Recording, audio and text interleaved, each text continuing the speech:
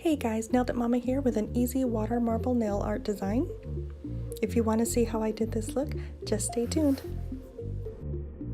You want to start off with freshly manicured nails. You can actually see how I do mine on my Easy Nail Prep on Natural Nails video on my YouTube page. As you can see, I did my accent nail in the pink color, and I'm doing brown on all my other nails. The water marble is going to be the pink, brown, and silver color. I think those all go well together. I did 2 coats of the brown color and then just 1 coat of the pink because I'm going to do the water marble over the pink and it doesn't need to be as solid of a color. Next, you're going to want to go ahead and do your top coat on all your nails.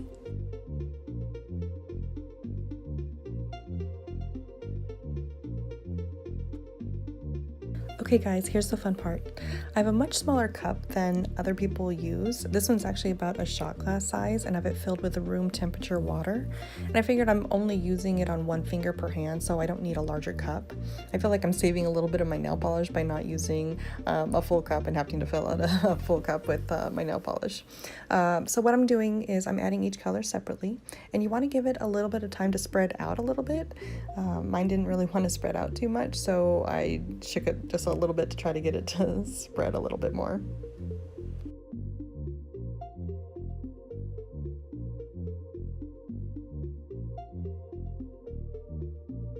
And as you can see here, when I use my water marble tool, I'm actually rubbing it around the outer edge of the cup and it's pulling the paint out a little bit, so it's spreading that design out a little bit.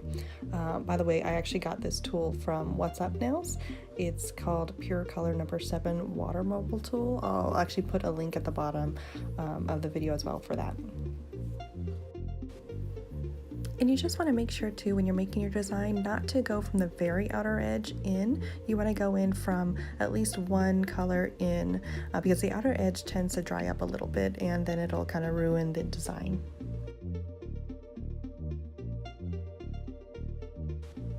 So instead of dipping my finger in like a lot of people do, I let it sit and dry.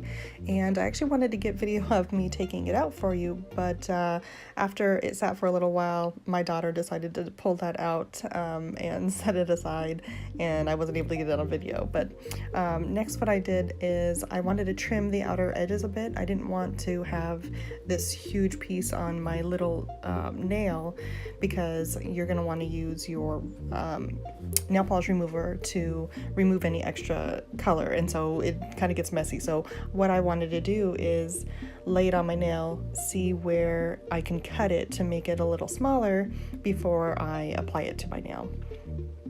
And that's just what I'm doing here, is I'm trimming the color. And I just find this a lot easier to do by letting it dry, and that way you can kind of play with it, move it around, decide where you want to place it, versus having it in the water and then having to get your finger in a certain way and laying it in there and hoping that when you pull it back out it doesn't get messed up, and you don't know exactly what design you're going to get. So I just find this a little bit easier to do. And so what I did is I laid it down, I put some nail polish on my finger to kind of get it wet again, and what I like to do is I like to use a sponge to push it down instead of using my finger, because you could possibly leave like a fingernail print, because when you're reapplying the nail polish you're kind of wetting that nail polish again. So and because the nail polish is kind of dry on the sides, I was able to use my water marble tool to kind of push it and kind of break off those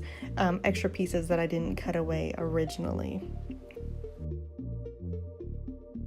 And once you have that in place and you like how it looks, what I do is I grab my acetone and start cleaning up the edges.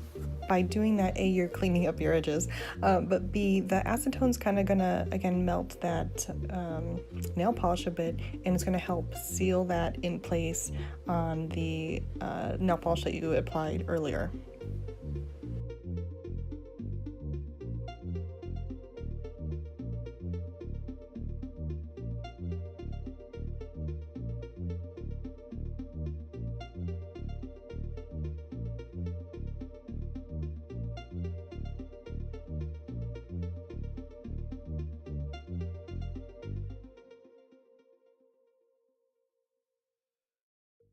And once you're done with cleanup, go ahead and use your top coat and seal everything in together. Don't forget to go along the tip of your nail as well.